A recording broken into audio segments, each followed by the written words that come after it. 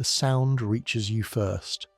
Not screaming, not roaring, but something worse. A wet, gurgling breath echoing off stone walls slick with gore. Blood flows like water down here, pooling in channels that never quite congeal, never quite dry. Deep in the hunter's nightmare, at the underground corpse pile, bodies are stacked against walls, strewn across the ground in postures of agony.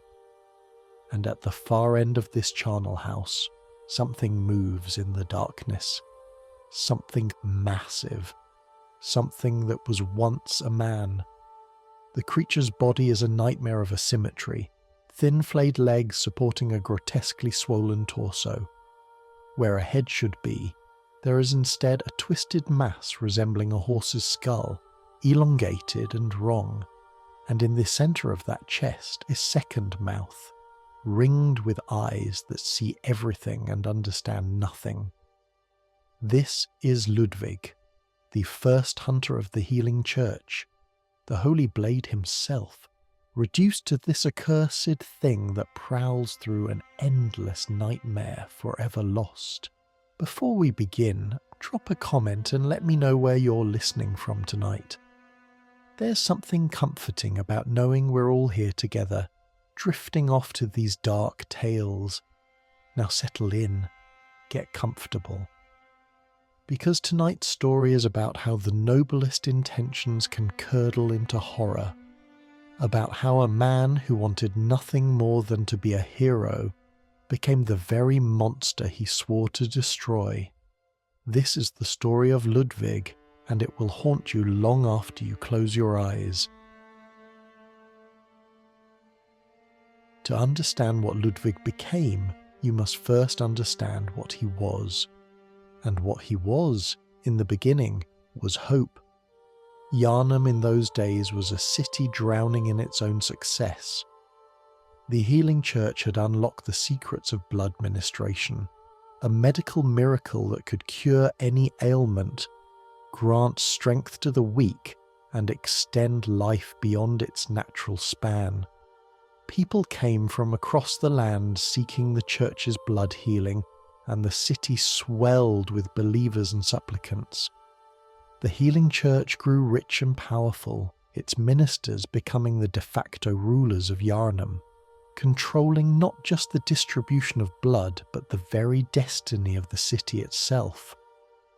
But there was a problem that the church's public face carefully concealed. The blood that healed also corrupted. Those who partook of blood ministration, especially those who indulged too freely or too often, began to change. Their bodies twisted, growing fur and fangs, their minds consumed by a bestial hunger that knew no satisfaction. The scourge of the beast, they called it, though in hushed voices, never loud enough for outsiders to hear. In the earliest days of the scourge, when the transformations were still rare and could be dealt with quietly, the church turned to Gehrman, the first hunter. Gehrman was a man of uncommon skill, a master of the hunt who had honed his craft to an art form. He trained a select few in his methods, teaching them to move with the speed and precision of dancers, to strike from the shadows before their prey even knew death was near. His hunters wielded elegant weapons that required years of training to master. The burial blade, his own signature weapon. The blades of mercy, twin daggers for those quick enough to use them. The rakuyo, a sword and dagger combination that demanded perfect timing and absolute control. These early hunters were effective, but they were few. Training someone in Gehrman's methods took years, and the scourge was spreading faster than new hunters could be trained. For every beast that Gehrman's hunters quietly eliminated, two more appeared. The church needed a new approach, a way to expand their hunting force without requiring every recruit to spend years mastering complex weapon forms. This is where Ludwig entered the story. We don't know much about Ludwig's origins. the historical record is frustratingly sparse. He may have been a scholar at Byrgenwerth, the academy where the Healing Church's founders first discovered the old blood in the labyrinth beneath the earth.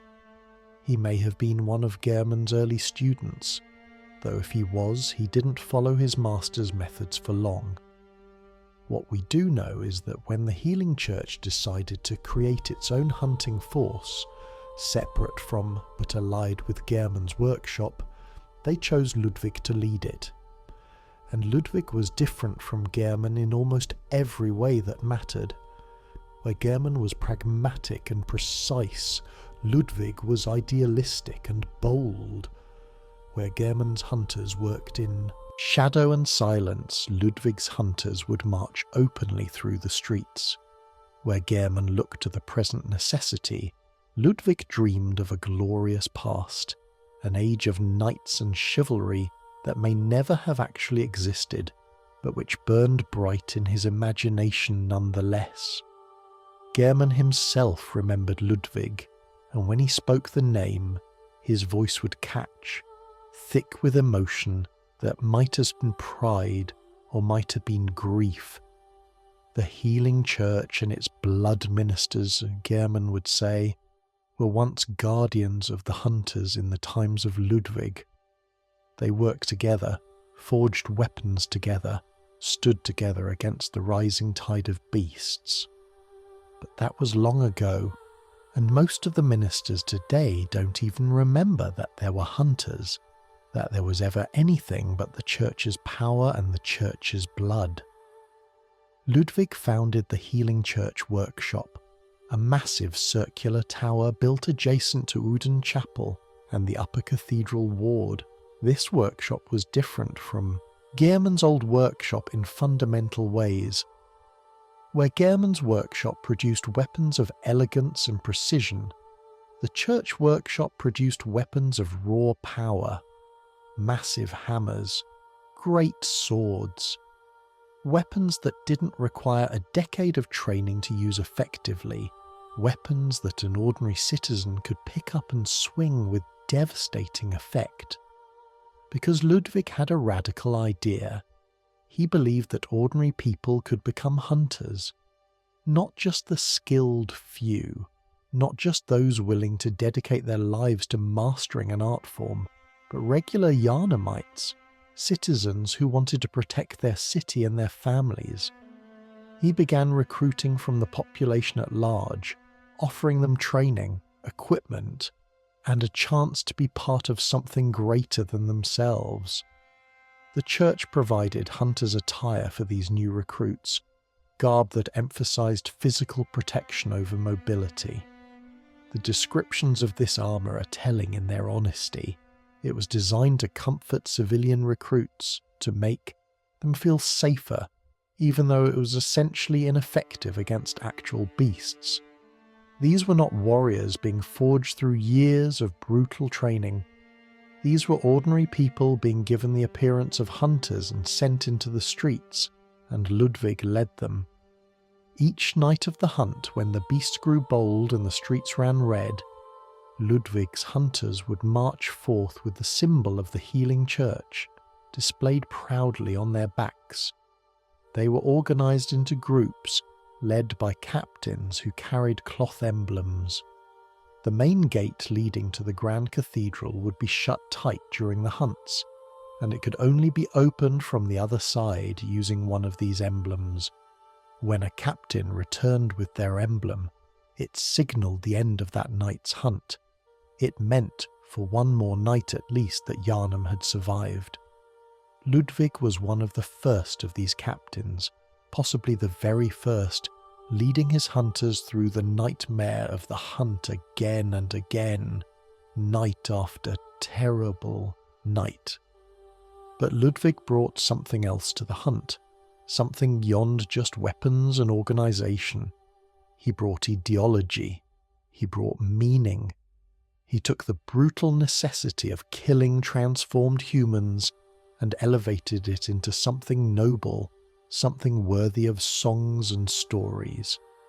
He modelled his hunters after the knights of old, warriors who fought not just for survival, but for honour, for duty, for an ideal of righteousness that transcended the dirty work they had to do. The Radiant Sword Hunter badge, crafted by the Healing Church, became the symbol of this ideal. It depicted a sword hilt possessing near-blinding radiance, representing not just a weapon, but a light against the darkness, a beacon of hope in Yharnam's long night. Those who would be heirs to the will of Ludwig were known as Holy Blades, and this mentality dated back to an ancient line of heroes from a very early age of honour and chivalry. Ludwig wanted his hunters to be more than killers. He wanted them to be exemplars, moral pillars who could hunt beasts without becoming beasts themselves, who could wade through blood and gore and horror and come out the other side still believing in goodness and light and justice. It was a beautiful dream, noble even, and like so many beautiful dreams in Yharnam, it was doomed from the start. Let me tell you what it meant to be a holy blade in Ludwig's vision, because this is important. This is the foundation that makes his eventual fall so devastating. The Holy Blades weren't just hunters, they were a philosophical movement, a way of approaching the hunt that transformed it from grim necessity into holy calling. Ludwig crafted a code for them, principles that would guide their actions and keep them human, even as they did in human things. One of Ludwig's hunters, a man named Yamamura, would later recite the mantra that defined their order. The words were simple but powerful, and they reveal everything about what Ludwig was trying to create. Shrouded by night, but with steady stride. Coloured by blood, but always clear of mind. Proud hunter of the church. Beasts are a curse, and a curse is a shackle. Only ye are the true blades of the church. Let's break this down, because each line carries weight. Shrouded by night, but with steady stride. The hunt took place in darkness, both literal and metaphorical. They walked through nightmare streets where humanity had failed, where their neighbours and friends had transformed into monsters, but they would not falter. They would not lose their way. They would move forward with purpose and confidence, guided by their ideals rather than by fear. Coloured by blood, but always clear of mind. They would be drenched in gore, covered in the blood of the beast they slew, but this would not corrupt them. They would not become drunk on blood, would not lose themselves to the violence. Their minds would remain clear, their purposes pure, untainted by the carnage they inflicted. Beasts are a curse, and a curse is a shackle. This line is particularly important. The transformation into a beast wasn't just a physical change, it was a spiritual one, a curse that bound its victims, removing their free will and their humanity. The beasts weren't evil, they were enslaved. And the Holy Blades saw themselves as liberators, freeing these cursed souls from their shackles through the mercy of death. Only ye are the true blades of the church. Of all the church's instruments, of all its ministers and clerics and believers, only the hunters who followed this code were its genuine weapons against the darkness. They were the sword the church wielded against evil, and they were proud of that role. This philosophy, this code, it gave meaning to the horror. It made the hunters believe that what they did mattered, that they weren't just killing people who had gotten sick, but fighting a genuine evil, breaking curses, saving souls, and people believed in it. The Holy Blades became folk heroes in Yharnam. Children would hear stories of their courage, of how they stood against the darkness when no one else could. The name Ludwig became synonymous with righteousness and strength. His very name means famous warrior, and that's exactly what he became. The church supported this mythology enthusiastically. They commissioned badges and emblems featuring the Radiant Sword, They spoke of Ludwig in reverential tones, elevating him to almost saintly status. They used his image and his ideals to recruit more hunters, to justify their own power, to make the citizenry believe that the church wasn't just protecting them, but was genuinely fighting for their souls. Ludwig's hunting force grew larger and more organised. The more experienced hunters were divided into two factions, distinguished by the colour of their garb. The hunters in black church attire focused on prevention, eliminating victims and even potential victims before obvious signs of the scourge manifested. They were proactive, ruthless in their efficiency, killing people who had done nothing wrong but who showed the early signs of transformation. Better to end one life, they reasoned, than let that life transform and potentially kill dozens. The hunters in white church attire had a different role. They participated in the hunt to investigate, to study the effects of blood, to gather data that might help the church understand and eventually cure the scourge. They were scientists as much as warriors, collecting samples, making observations, trying to unravel the mystery of why some people transformed while others remained human. Both groups believed they were doing righteous work.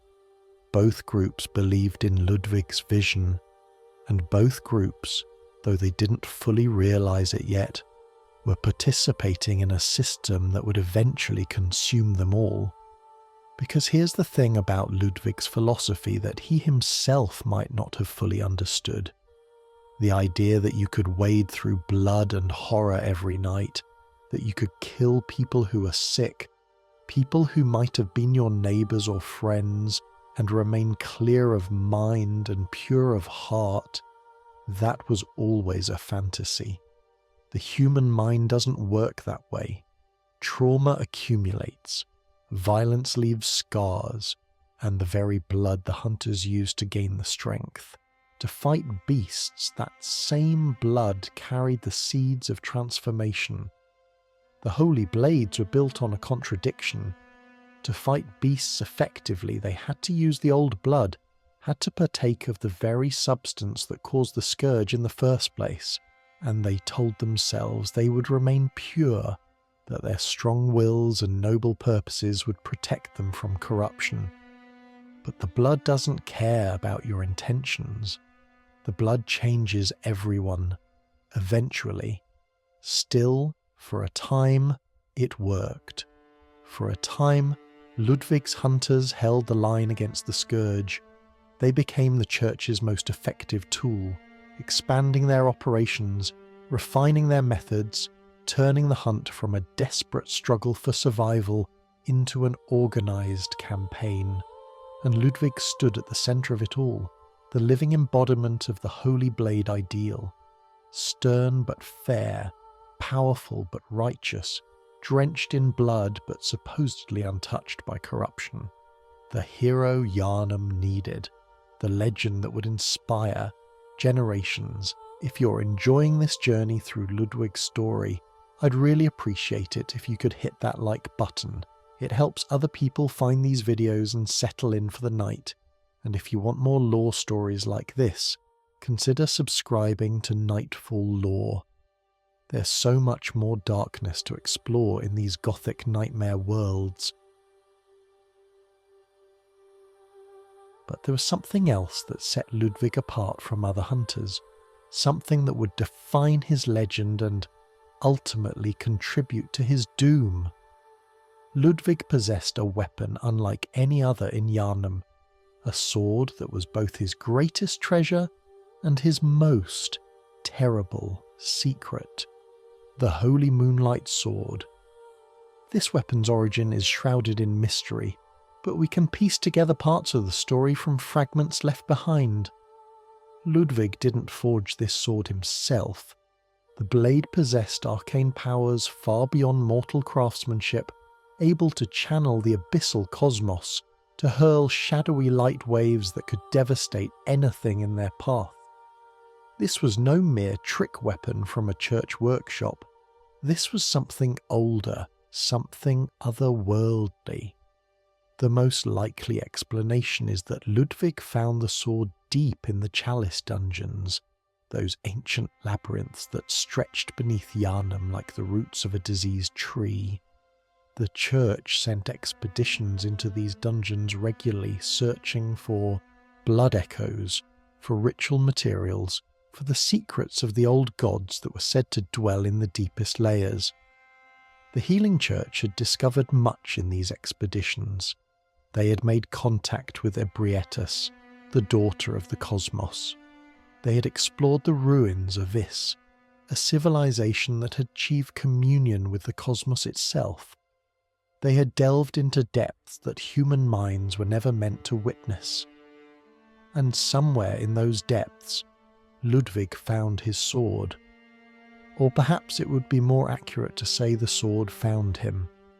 The Holy Moonlight Sword's description is telling in what it reveals and what it conceals.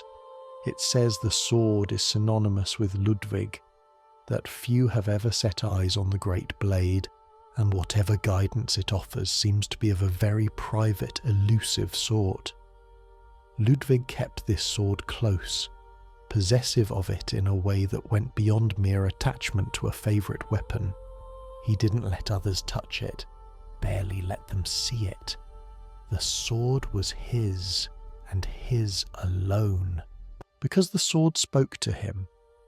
When Ludwig discovered the Holy Moonlight Sword, something else happened, something that left a permanent mark on his very mind. He received a Carol rune, one of those strange symbols that transcribe the inhuman utterings of the Great Ones. But this rune was different from others. Most Carol runes were literal transcriptions of words that the Great Ones spoke. Moon, eye, beast. But Ludwig's rune was called guidance, and it wasn't described as a transcription of that specific word. It was something more personal, more intimate. The rune of guidance represents Ludwig's relationship with his sword. It was a connection that existed only between them, a bond that others couldn't share or understand. The sword offered him guidance, showed him how to fight the larger beasts that were appearing, taught him things about hunting that went beyond Gehrman's techniques. And in return, Ludwig devoted himself to the sword with an intensity that bordered on worship. Think about what this means. Ludwig, the paragon of human nobility and knightly virtue, was taking guidance from an alien intelligence, from something cosmic and incomprehensible. The sword showed him light in the darkest places, gave him hope when hope should have been lost, provided answers when he was most desperate for them, and he trusted it absolutely. The sword became Ludwig's true mentor, more important to him than Gehrman, more important perhaps than any human connection he maintained. When things were darkest, when the scourge seemed overwhelming, when his hunters were dying and transforming and the city was drowning in blood, Ludwig would look to his sword and find the strength to continue. But what was the sword really? What was the source of its power and its guidance? The Holy Moonlight Sword channels the abyssal cosmos. Its light waves, when examined closely, contain starscapes within them, green-tinged voids filled with distant stars. It's connected to something vast and terrible, to the same cosmic forces that the Great Ones represent. Some believe it was a gift from the Moon Presence, the entity that would later trap Gehrman in the Hunter's dream. Others think it was connected to Odin, the formless Great One whose presence could only be detected through voice alone. Whatever its origin, the sword was not a neutral tool. It had intelligence, had purpose, had desires that Ludwig never fully understood, and the guidance it offered, while effective in the short term, may have been leading him towards something he never would have chosen if he'd understood where the path was going. The sword taught Ludwig to fight larger beasts, to adapt his techniques for enemies that dwarfed anything Gehrman had faced. And this was necessary because the beasts were growing. The cleric beast, massive and grotesque, far larger than any beast the early hunters had encountered. Vicar Amelia, a church official who transformed into a towering monster, the scourge, was escalating, and Ludwig's methods, guided by his sword, escalated to match. But every technique the sword taught him, every victory it helped him achieve, bound him more tightly to it. The sword's guidance became Ludwig's guidance, its light became his light, its purpose became his purpose. And when Ludwig spoke of seeing the moonlight, of following its radiance, he wasn't speaking metaphorically. He genuinely saw it, a light that others couldn't perceive, showing him the path forward. This is a pattern we see throughout Bloodborne. Contact with cosmic forces, with the Great Ones and their artifacts, always extracts a price. Knowledge of the eldritch truth drives scholars mad. Communion with the Great Ones transforms the flesh in unpredictable ways, and guidance from beyond the stars, even when it seems benevolent, leads to corruption. Ludwig believed the sword was helping him. He believed the guidance he received was genuine, that it was making him a better hunter, a better leader, a better protector of Yharnam. And maybe, in a sense, it was. But it was also changing him, subtly, inexorably, binding him to something that existed beyond human comprehension and human morality. The sword wasn't evil exactly. The Great Ones rarely are. They're simply alien, operating according to logics and purposes that make no sense from a human perspective. And when you accept guidance from something that doesn't share your values, that doesn't even understand what values are, you're walking a path that inevitably leads away from humanity. Ludwig walked that path willingly, eagerly even. He saw the moonlight and followed it, never realizing that the light was leading him toward darkness. As Ludwig's hunting operation grew more successful, a terrible irony emerged. The better the hunters became at killing beasts, the more beasts there were to kill. This wasn't a coincidence. This was the fundamental design flaw at the heart of the Healing Church's entire system. A flaw that Ludwig and his hunters couldn't see because they was too close to it, too invested in the hunt to step back and ask whether the hunt itself might be part of the problem. The beasts were growing larger and more dangerous, yes, but why? The scourge had always caused transformations, but the early beasts had been more manageable, things that could be handled by Gehrman's small elite force. Now the creatures were massive, twisted far beyond the normal progression of the scourge, developing powers and abilities that shouldn't have been possible. The church had an explanation for this, of course. They said it was the natural progression of the disease, that the scourge was evolving, becoming more virulent. They pointed to the need for larger weapons, for more hunters, for expanded operations. They used the escalation as justification for everything they were doing. But the truth, the terrible truth that some within the church knew but would never speak aloud, was that the church itself was creating these monsters. The Healing Church wasn't just administering blood to heal the sick. They were experimenting, testing, pushing the boundaries of what blood ministration could do. They were trying to understand the transformation, to control it, to potentially harness it. And their experiments were producing increasingly grotesque results. The cleric beast, that towering horror with antlers and too many eyes, wasn't a natural progression of the scourge. It was a church cleric who had transformed.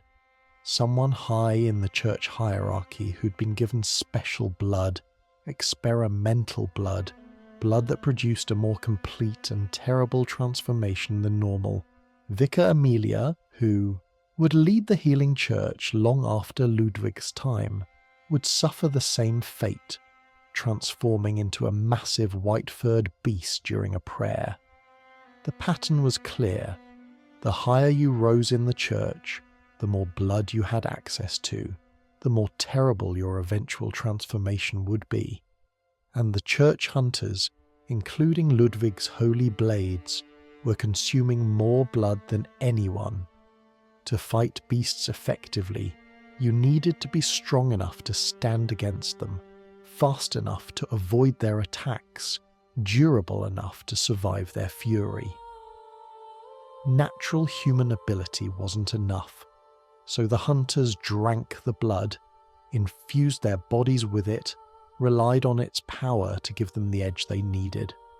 They told themselves it was different, that their noble purposes would protect them, that they were using the blood as a tool rather than letting it use them. But the blood doesn't make those distinctions.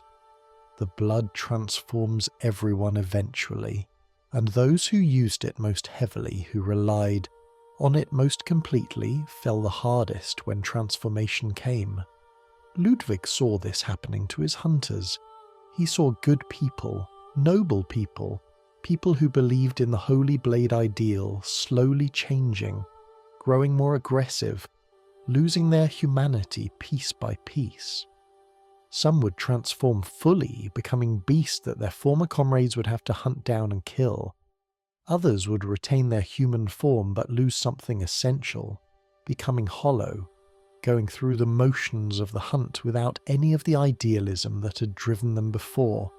And there were whispers even then that Ludwig himself was changing. His detractors, and he had many despite his legendary status, dismissed him as a beast-possessed degenerate.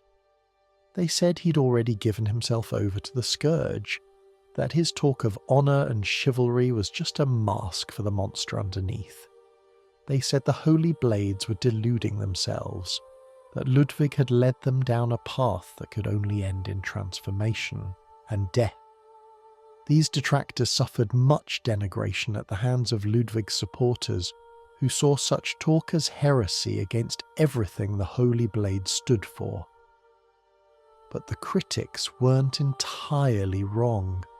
Something was happening to Ludwig, something that the sword's guidance couldn't prevent and might have been accelerating. The church workshop continued to innovate, creating new weapons to match the evolving threat. Ludwig's holy blade, the weapon that would bear his name, though it wasn't the sword he personally used, was designed to be a simplified version of his techniques, a straight sword that could combine with its sheath to form a great sword, powerful and versatile, requiring less training than Gehrman's elegant weapons, but still capable of devastating effectiveness. This weapon, along with Ludwig's rifle, exhibited several departures from the workshop's original design. The descriptions of both items note that they were created to fight much larger inhuman beasts, and perhaps, things still worse, the church was anticipating something, preparing for an escalation that they knew was coming. Because by this point the church understood what they had created. They understood that blood ministration, their source of power and wealth and control, was inevitably going to transform most of its recipients into monsters. They understood that the scourge wasn't a disease to be cured, but a consequence of their own actions, a price that was being paid for their pursuit of evolution and communion with the Great Ones. But they couldn't stop. The church's entire power structure was built on blood healing. Their wealth came from people travelling to Yharnam to receive blood ministration. Their authority came from being the sole suppliers of this miraculous treatment. To admit that the blood was dangerous, that it caused the very beast they were fighting, would be to undermine everything they had built. So they doubled down, they recruited more hunters, they forged more weapons. They sent more expeditions into the Chalice dungeons, searching for answers or power or anything that might give them an edge. They experimented more aggressively, creating increasingly terrible beasts in secret laboratories, studying the transformation, looking for a way to control it or at least manage its worst effects. And through it all, Ludwig hunted. Night after night, year after year, decade after decade, he led his hunters into the streets, fighting beasts that were once people, wading through blood and horror, clinging to his ideals even as everything around him descended into nightmare. He looked to his sword for guidance, and the sword showed him moonlight in the darkness. But the moonlight was growing dimmer, harder to see, and Ludwig had to squint to make it out, had to focus all his will on following that fading light. And all the while, the blood he drank to give him strength was changing him, reshaping him, turning him into something that was no longer quite human, no longer quite Ludwig. There came a point, though we don't know exactly when, where Ludwig's transformation began in earnest. This wasn't a sudden change, not a single moment where he went from man to monster. It was gradual, insidious, a slow erosion of everything that had made him Ludwig the Holy Blade. These signs were subtle at first. Perhaps he became more aggressive in the hunt, taking risks that he would have counselled others against. Perhaps he started to see beasts everywhere, became paranoid about transformation, suspicious of anyone who might be showing even the earlier signs of the scourge. Perhaps he drank more blood than he should have, telling himself it was necessary, that he needed the strength to protect his hunters and his city. Whatever the initial changes were, they snowballed. Each step down the path made the next step easier. Each compromise of his ideals made the next compromise less unthinkable. And the sword, his constant companion, his source of guidance and strength, couldn't save him. Or perhaps it was never meant to. Ludwig's transformation was different from most victims of the scourge. While others took on canine or lupine characteristics, becoming wolf-like beasts, Ludwig's form took on equine features. His head elongated into something resembling a horse's skull, his body became thin and flayed, his legs transformed into hoofed appendages. It was as if he had merged with a horse, as if the beast he became was influenced by something beyond just the blood. Some scholars believe this was because Ludwig used a horse in his hunts, that he had bonded with his mount so completely that when transformation came, it incorporated that relationship into his new form.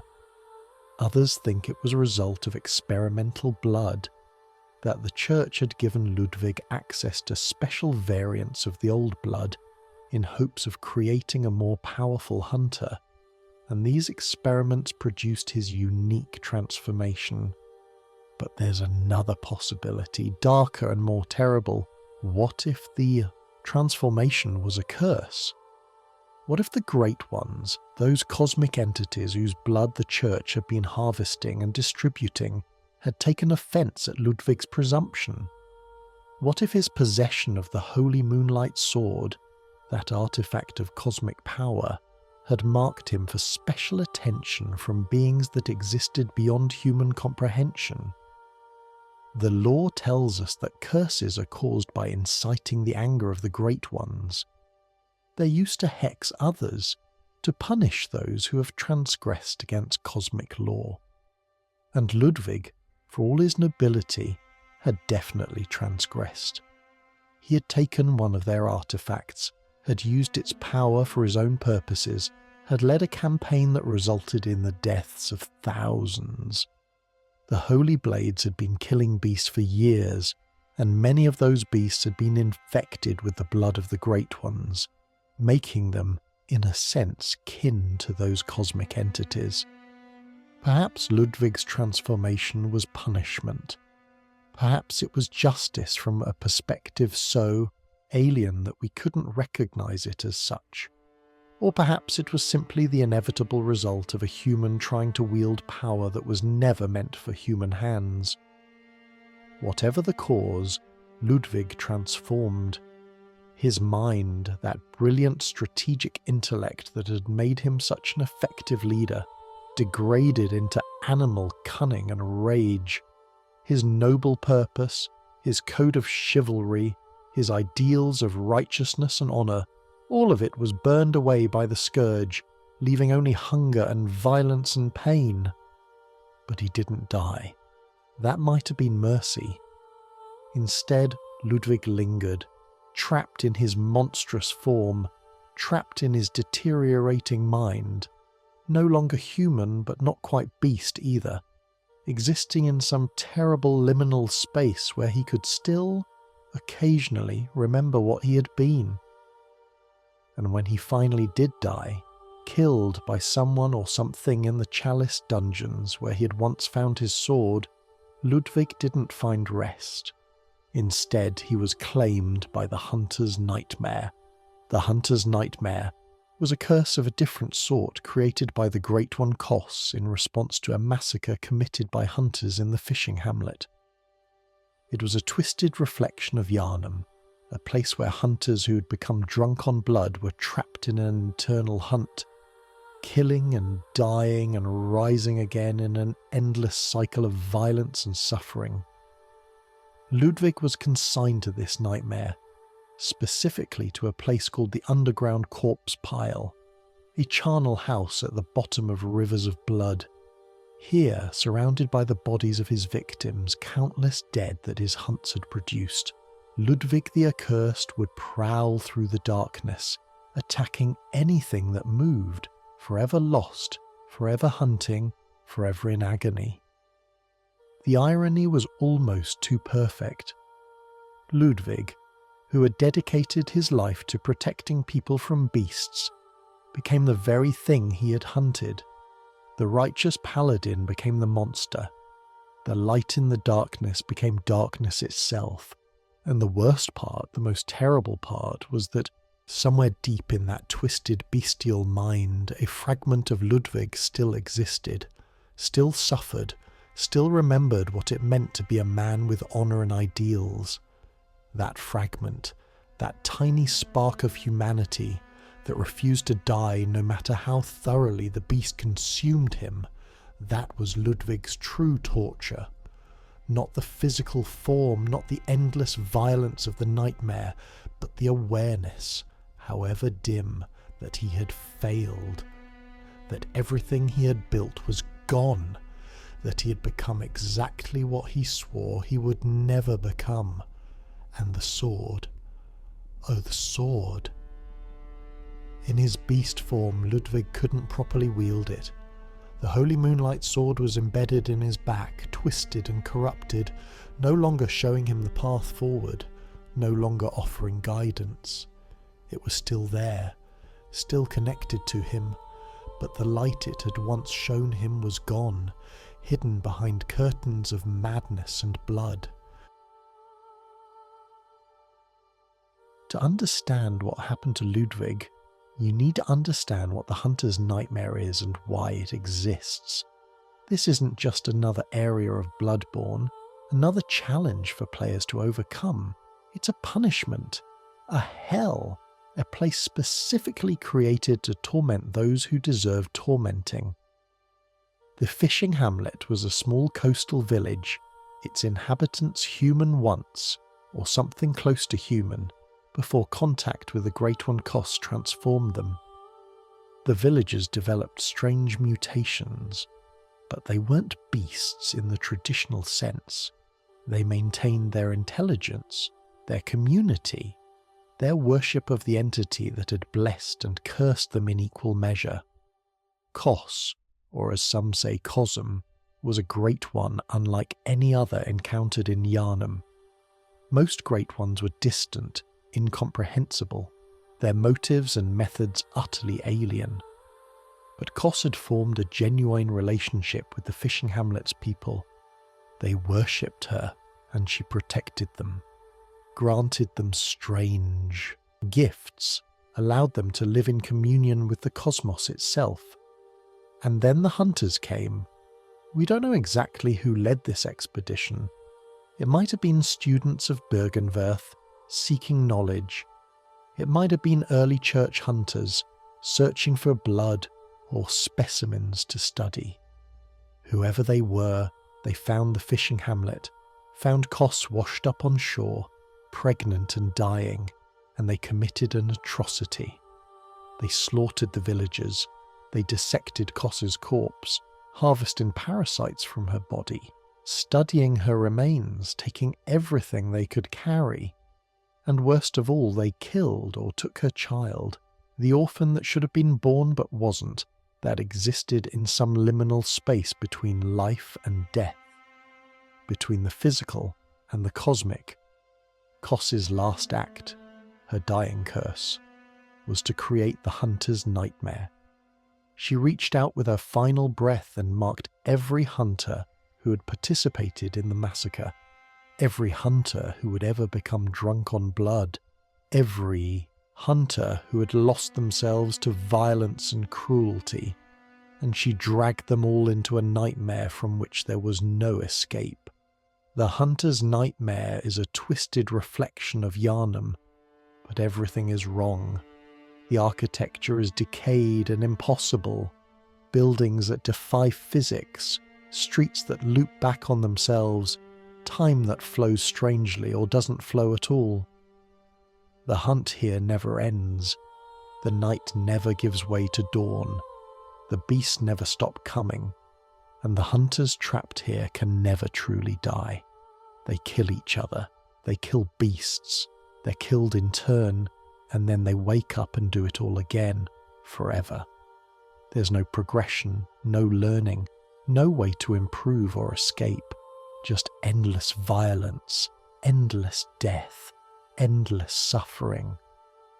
Ludwig was trapped here, in the deepest part of the nightmare, the underground corpse pile. This wasn't random placement. The nightmare has a structure, a logic, and it puts its victims exactly where they deserve to be. The old hunters, those early killers from Gehrman's time, prowl the streets above forever hunting. The bloody crow of Cainhurst, a hunter who betrayed his oath, waits in ambush. And Ludwig, the founder of the church workshop, the man who industrialized the hunt and turned it from necessary evil into organized slaughter, he was placed at the very bottom, surrounded by mountains of corpses drowning in blood that never dried. Because Ludwig's crime, though he never saw it as such, was that he made the hunt sustainable. He created a system that could process hundreds of hunters, thousands of victims, an industrialized killing operation that ran like a well-oiled machine. Gehrman's hunters had been selective, surgical. Ludwig's hunters were a force of occupation, a standing army that hunted every night, killing not just beasts but anyone who might become a beast, anyone who showed signs, anyone who was suspected. How many died in Ludwig's hunts? How many were killed by hunters wearing the radiant sword badge, believing they were doing righteous work? How many families were destroyed? How many innocent people were executed because they had partaken of too much blood or shown some early symptom of transformation?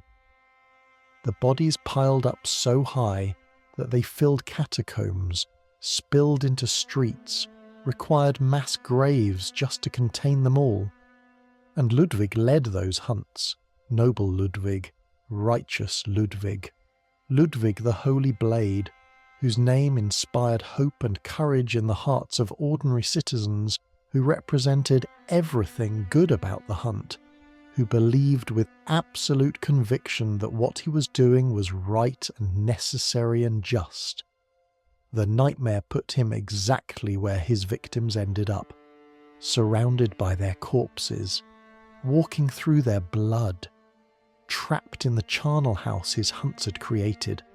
And to make it worse, to make it truly hellish, he was conscious, not fully aware, not human in his thinking, but conscious enough to suffer, to feel pain, to experience confusion and fear and rage, without understanding why. The beast he had become was in constant agony, physical and mental, unable to articulate its suffering, unable to find peace, unable to do anything but lash out at anything that came near. This is the nightmare's particular brand of torture. It doesn't just punish you, it makes you into the perfect expression of your sin, then forces you to live with what you've become. Ludwig industrialized killing, so we became a killing machine, mindless and efficient. He led hunters to slaughter thousands, so he was surrounded by their corpses. He believed the hunt was noble and righteous, so he was stripped of everything noble and righteous about himself, left with only the violence he had always committed but had dressed up in the language of honor. The nightmare is cruel, but it's also just. In its own terrible way, it gives everyone exactly what they deserve. When hunters enter the hunter's nightmare and make their way to the underground corpse pile, they find Ludwig in his accursed form, and the battle that follows is one of the most challenging and memorable encounters in all of Bloodborne. Ludwig the Accursed is a creature of pure, horrifying physicality. His body is asymmetrical, twisted, his thin legs supporting a grotesquely swollen torso that seems too heavy for them to carry. His head, that elongated horse-like skull, is positioned wrong, at an angle that shouldn't be possible, and in his chest a second face, ringed with eyes, mouths opening and closing in silent screams. The creature attacks with savage, unpredictable violence. It charges across the corpse pile, trampling everything in its path. It leaps impossible distances, coming down with enough force to crack stone. It vomits streams of corrupted blood. It thrashes and bites and claws with no pattern, no technique. Just raw, bestial fury. Fighting Ludwig the Accursed is like fighting a natural disaster. You can't predict his movements because they don't follow logic. You can't look for patterns because there are none. You just have to survive, dodge, and strike when you can, hoping each blow brings you closer to ending this creature's suffering. But here's where the encounter becomes truly tragic. When Ludwig the Accursed takes enough damage, something changes. The beast stumbles, falls to its knees. There's a moment of stillness, of terrible anticipation. And then Ludwig's right hand reaches up, grasping for something on his back. The Holy Moonlight Sword. Ludwig pulls the blade free, and in that moment, everything transforms. The twisted beast body seems to straighten slightly. The random violence becomes deliberate, and when Ludwig stands, he's no longer just a monster. He's a hunter again, or at least he's something that remembers what it meant to be a hunter. This is the second phase of the battle. Ludwig, the Holy Blade. And it's so much worse than the first phase, not because it's harder mechanically, though it absolutely is, but because of what it represents. For just a few minutes, Ludwig regains enough of his humanity to remember what he was. The sword's guidance returns, showing him the moonlight again, and he follows it. Fighting not as a beast, but as the legendary warrior he used to be. He swings the Holy Moonlight Sword with purpose and skill. He channels its cosmic power, sending waves of destructive energy across the arena. He moves like a knight, like a hero from the age of chivalry he had always tried to emulate.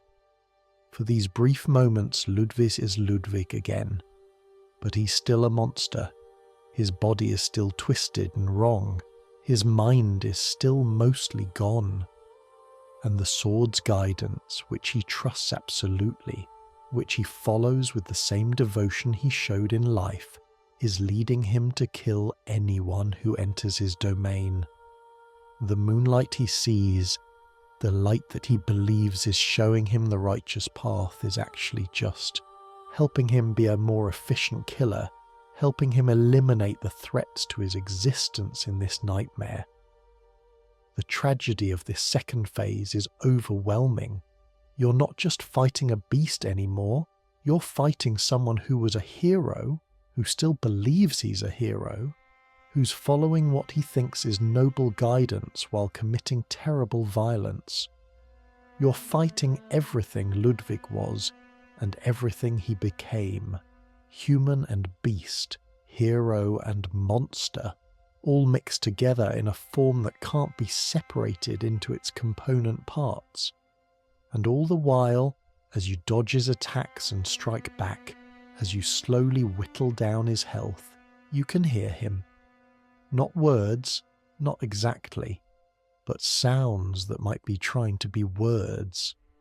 Gurgling attempts at speech, as if some part of Ludwig is trying to break through, trying to communicate, trying to ask why this is happening or what he's become or where the light went.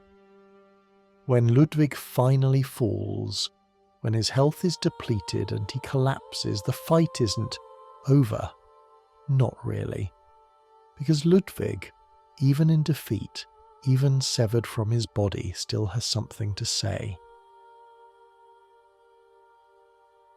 After Ludwig's body falls and the Holy Moonlight Sword clatters to the ground, there's a moment of silence.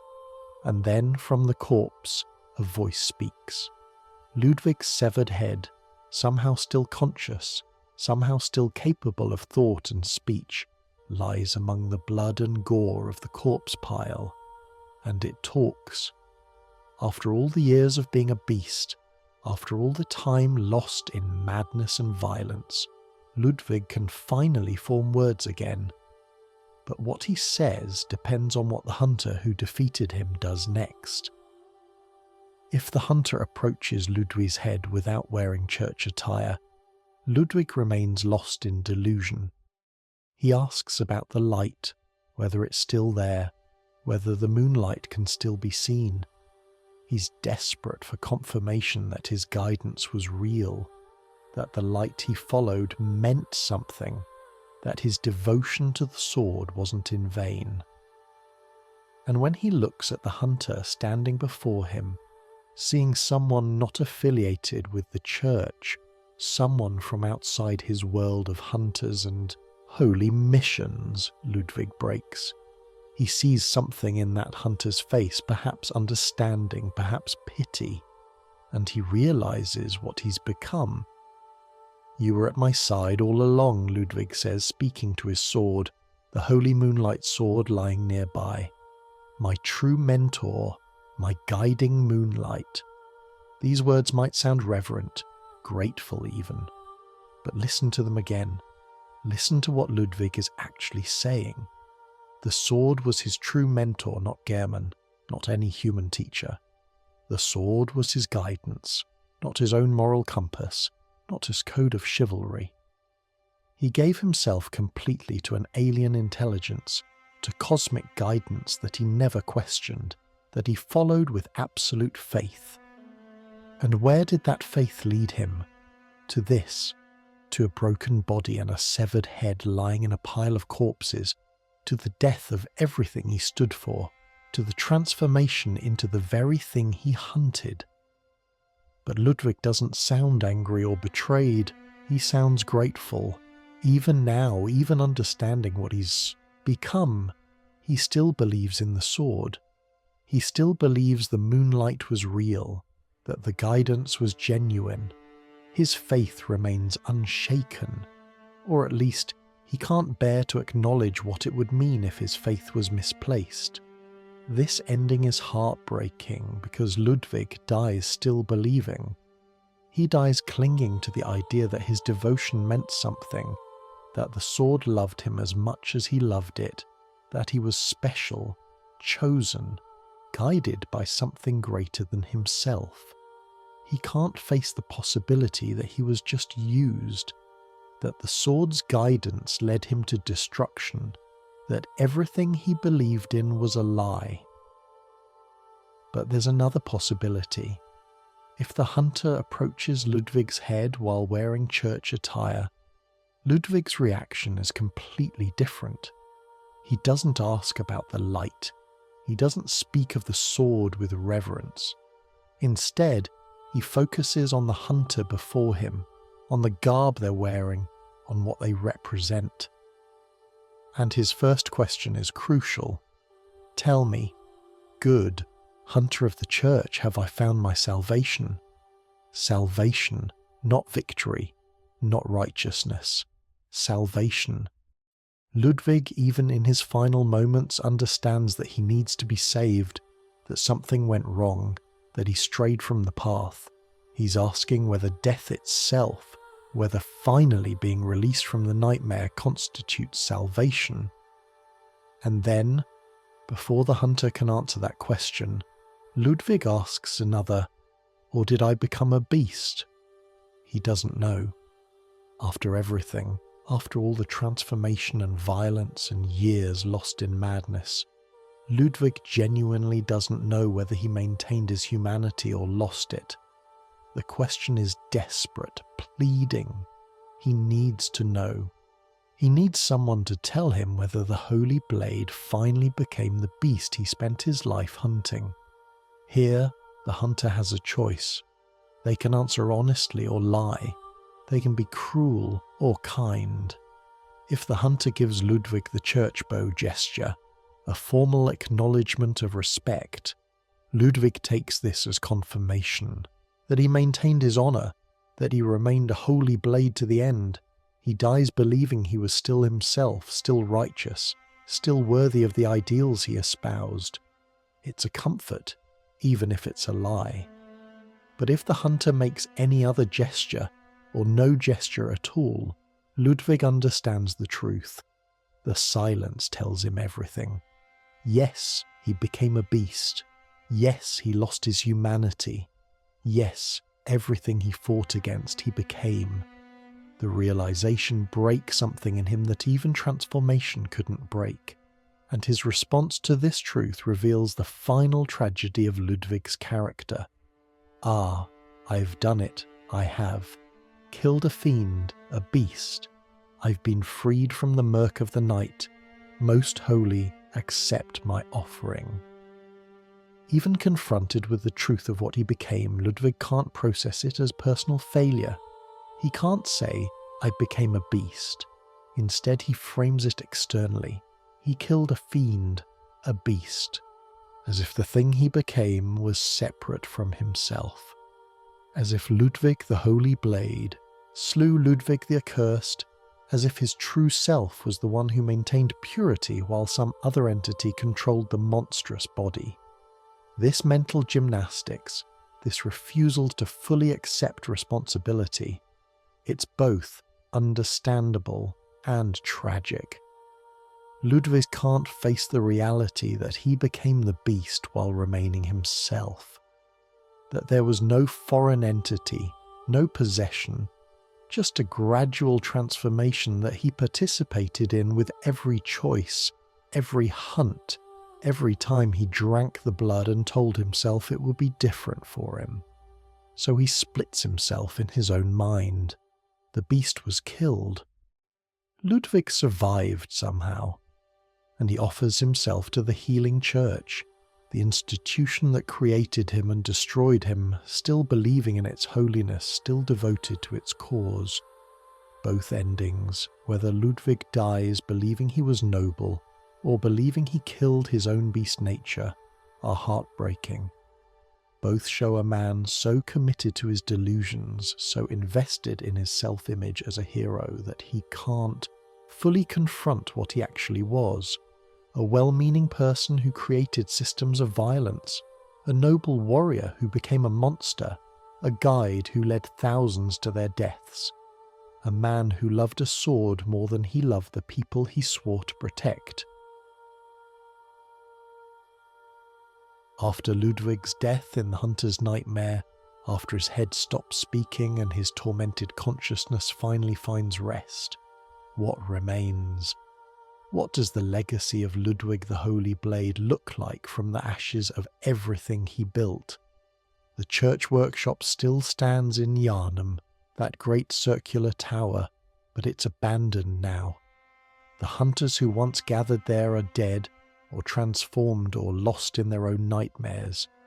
The weapons they forged, Ludwig's holy blade and the church pick and countless others still exist, scattered across Yharnam and the nightmare both, waiting to be claimed by new hunters who probably don't know the history behind them.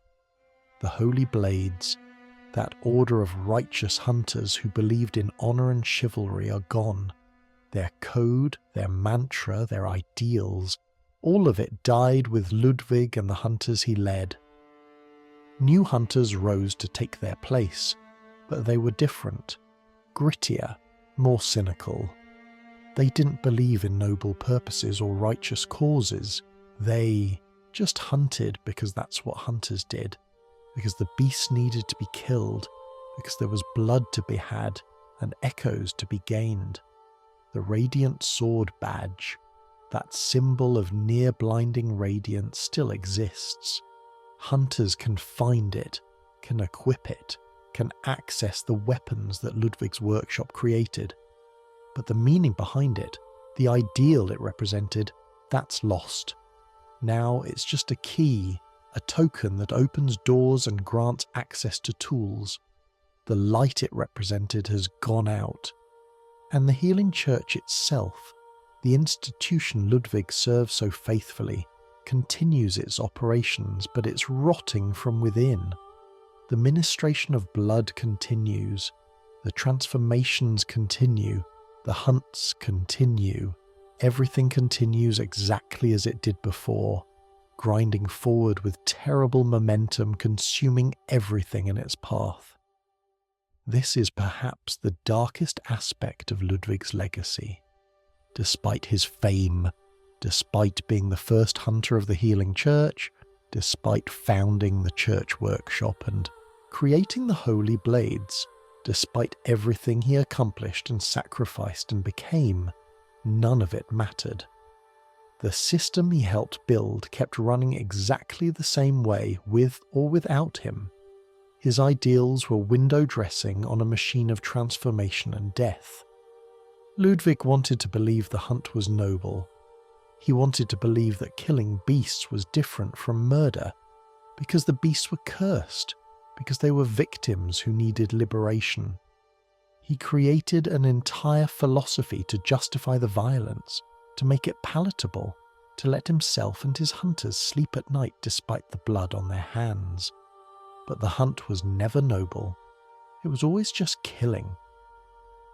The victims were people, sick people, people who'd been infected by the very blood the church was distributing. And the hunters, no matter how noble their intentions, were executioners carrying out the church's final solution to the problem the church itself had created. Ludwig's real legacy isn't his weapons or his workshop or his code of chivalry. His real legacy is that he showed how easy it is to commit atrocities while believing you're doing good. He showed how a noble person with genuine compassion can become complicit in evil through self-deception and rationalization. He showed how following guidance from something you don't understand, even if it seems benevolent, can lead you to places you never intended to go. And most importantly, Ludwig showed that the path from hero to monster isn't a sudden fall. It's a gradual descent, so gradual that you don't even realize you're descending. It's a series of small compromises, each one justified by circumstances, each one seeming necessary at the time. You start by hunting beasts to protect people. Then you hunt people who might become beasts. Then you hunt people who are associated with beasts. Then you hunt anyone the church tells you to hunt, because surely the church knows best. Surely their guidance is righteous. Surely following orders is the same as doing good. And one day you wake up and you're the monster. Or you don't wake up at all. You just keep going, keep hunting, keep following the light you think you see, never realizing that the light went out years ago, and you've been stumbling through darkness ever since. This is the true horror of Ludwig's story. Not the transformation into a beast, not the violence of the hunt, not the nightmare he was consigned to. The real horror is how easily it happened. How a good person became something terrible. How noble intentions paved the road to hell. How following guidance without questioning it can lead you to become exactly what you swore to destroy. Let's return to the Holy Moonlight Sword for a moment, because I think there's something crucial about this weapon that illuminates Ludwig's entire story. The sword wasn't just a tool, it was the core of everything Ludwig became, the axis around which his entire life and death revolved. The sword channels the abyssal cosmos. When you use its special attacks, when you activate its power, waves of arcane energy radiate from the blade, greenish-blue light filled with distant stars. It's beautiful and terrible, this glimpse of the cosmos contained in a weapon, this fragment of something vast and incomprehensible, made small enough to wield. The sword's guidance was real. Ludwig wasn't delusional about that. He genuinely saw the moonlight, genuinely received direction from the blade. The sword showed him how to fight larger beasts, taught him techniques that went beyond human skill, gave him strength and purpose when both were failing. But what was the sword's purpose? Why did it guide Ludwig? What did it want? Great ones and their artifacts don't work like humans do. They don't have simple motivations like greed or anger or love. They operate according to alien logics, pursuing goals that make sense only from perspectives we can't share. When a great one offers guidance, it's not because they care about you or your well-being. It is because your actions serve some incomprehensible purpose in their incomprehensible plans. The sword guided Ludwig to fight larger beasts. This seems helpful. Seems like the sword was supporting his mission to protect Yharnam. But what if killing larger beasts was always the sword's goal? What if it needed someone to eliminate specific entities, and Ludwig, with his devotion and skill, was the perfect tool for that purpose? The sword guided Ludwig to gather followers, to create the church workshop, to industrialize the hunt. This expanded Ludwig's ability to fight beasts, yes, but it also created a massive killing operation that resulted in thousands of deaths and massive accumulations of blood echoes. What if that was the point? What if the sword needed those deaths for some reason, needed the blood and echoes and violence that the organized hunt produced?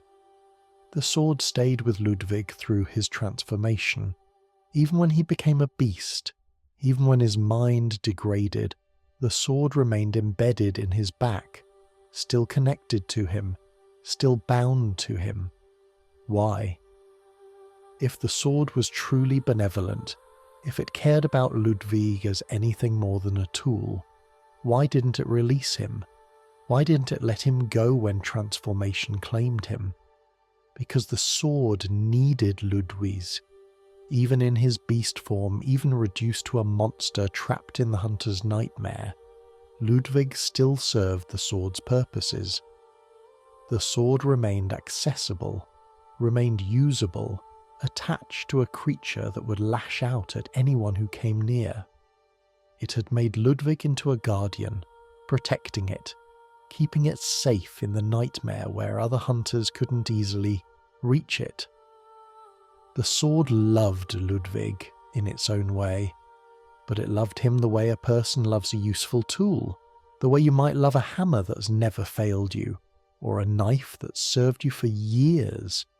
Its appreciation for utility, gratitude for service, attachment to something that's proven its value.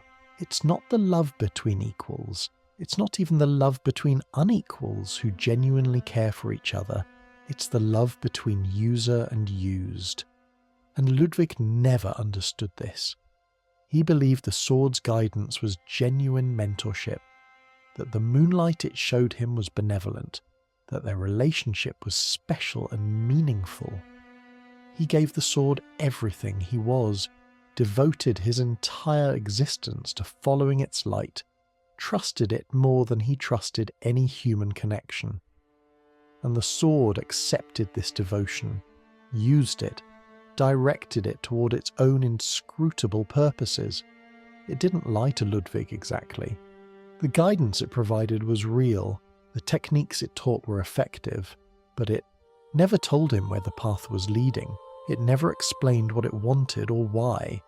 It just showed him light in darkness and let him follow, and Ludwig followed because he couldn't imagine doing anything else. This is another pattern we see throughout Bloodborne. The Great Ones and their artifacts don't need to be actively malevolent to cause harm.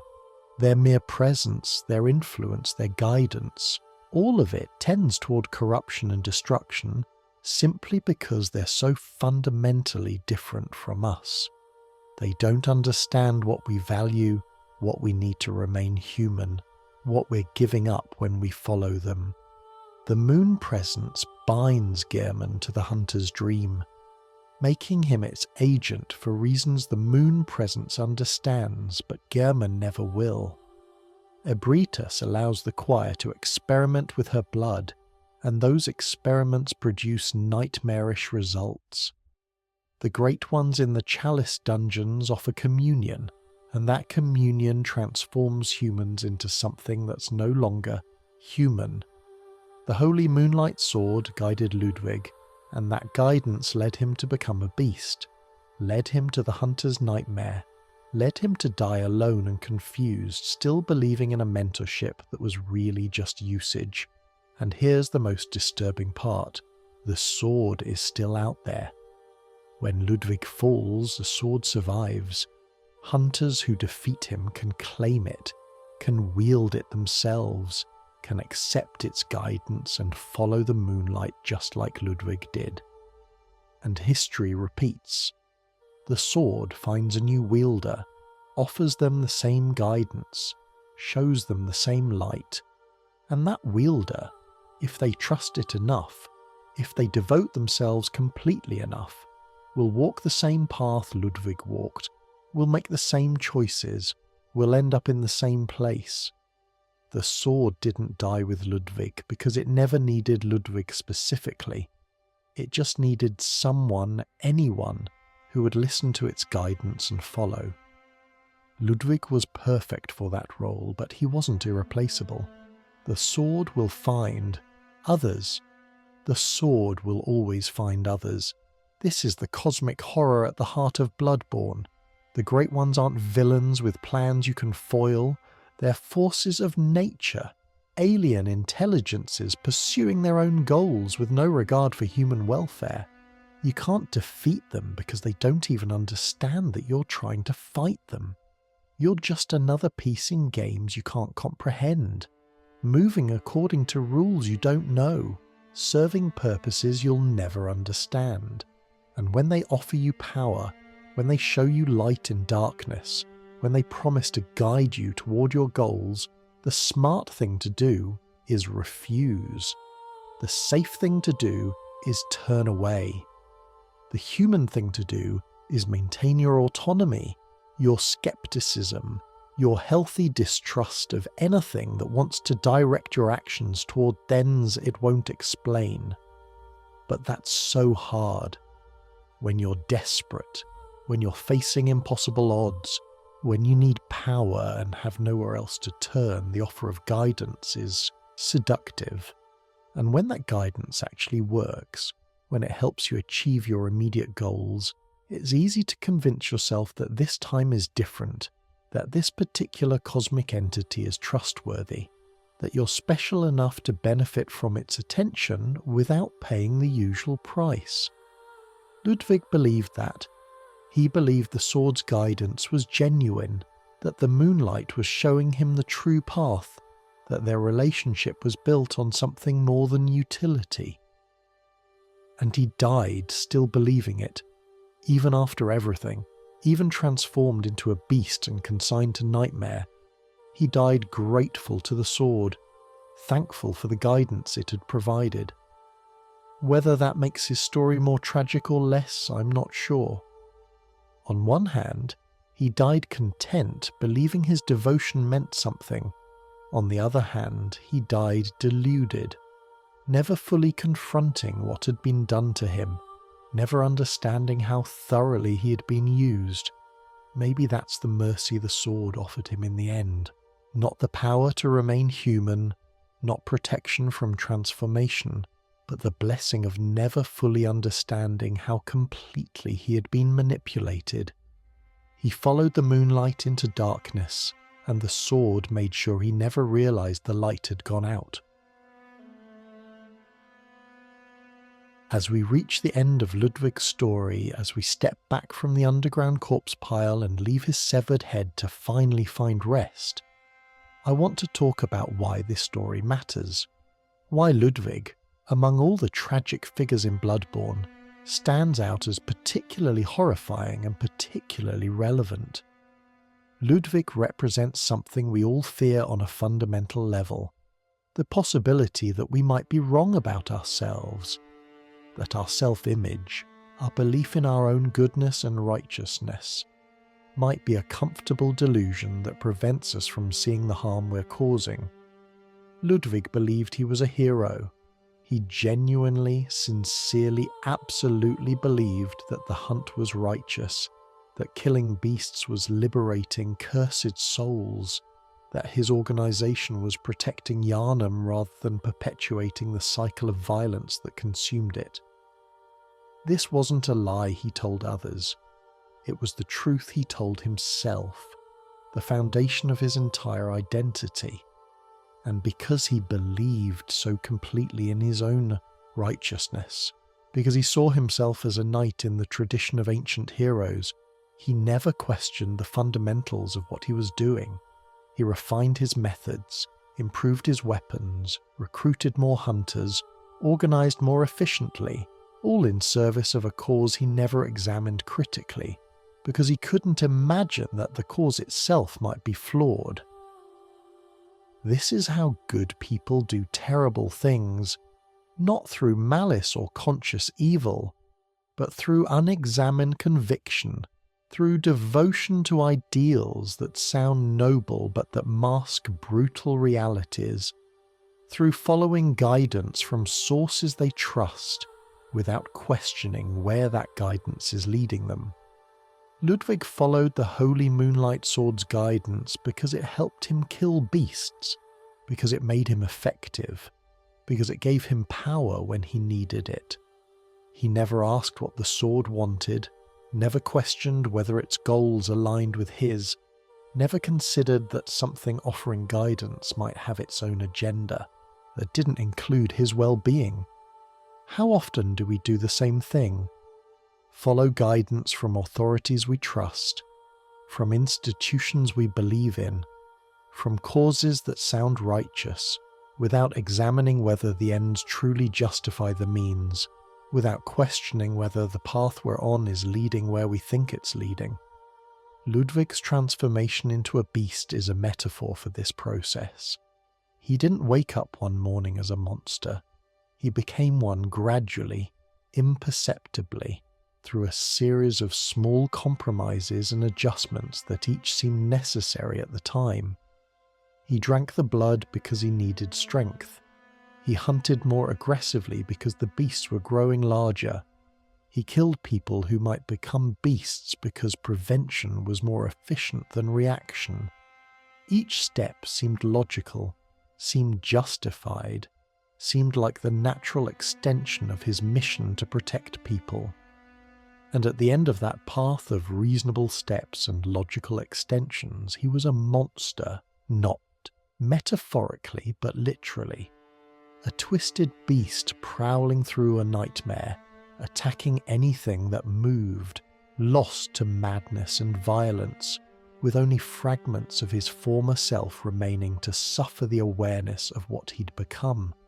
This is body horror, certainly, but it's also moral horror, philosophical horror, the existential dread of realizing that the path from righteous to monstrous isn't a fall but a gradual descent, that there's no clear moment where you can say, here is where I went wrong, that you can commit to a cause with pure intentions and still end up perpetrating terrible evil. The hunter's nightmare, that place where Ludwig was trapped, it's not just punishment for specific crimes, it's revelation. It shows hunters what they actually did, strips away the noble rhetoric and self-justifying philosophy, and forces them to confront the simple reality that they killed thousands of people. The corpse pile isn't a symbol or a metaphor, it's literal. Those are the bodies of people Ludwig's hunts produced, and he's surrounded by them, forced to exist among them, unable to escape the physical evidence of what his righteous cause resulted in.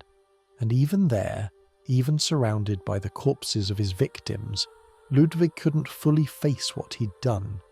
He clung to his delusions, asked whether he'd found salvation, asked whether he'd remained himself, desperately hoping that someone would tell him he'd maintained his purity, even in the face of overwhelming evidence that he hadn't. This is the final tragedy. Not that Ludwig became a beast, but that even becoming a beast wasn't enough to make him question his fundamental assumptions. He died believing in the hunt, believing in the church, believing in his sword's guidance, believing in his own righteousness. He died without ever truly understanding what he had been part of or what he had become. And maybe that's the real horror. Not transformation, not physical monstrosity, not even the violence and death that filled his life and afterlife.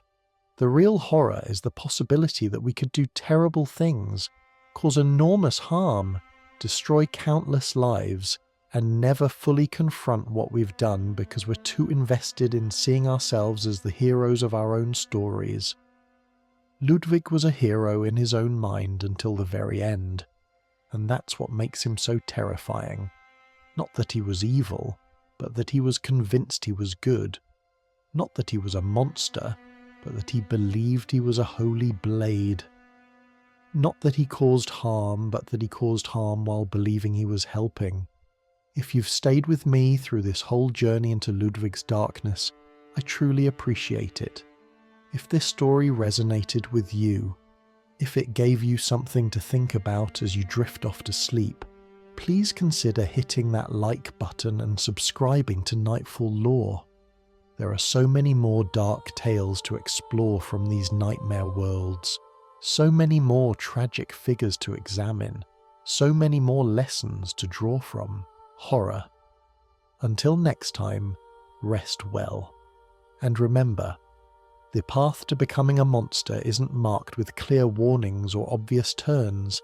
It's paved with good intentions, lit by guidance from sources you trust, and walked one reasonable step at a time. The question isn't whether you'll be tempted to walk that path.